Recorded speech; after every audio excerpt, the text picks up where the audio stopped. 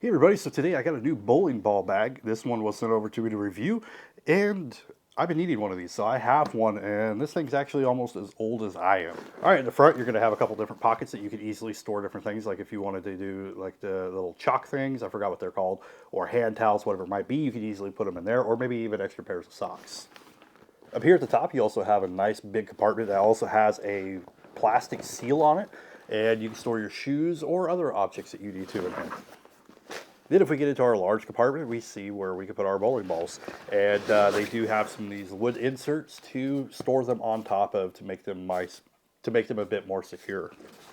And then on the back and the sides, there are a couple pockets where you can store some other things as well. So these bowling balls are definitely old. This one was before even my time. It belonged to my grandfather. And then a random one that I picked up when I was a kid.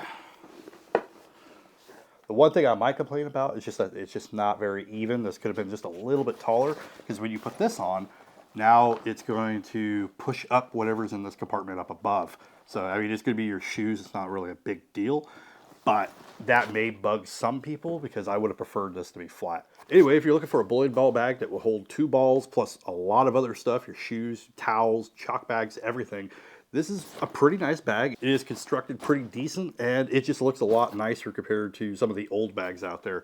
Anyway, hopefully this gives you an idea what to expect with this one.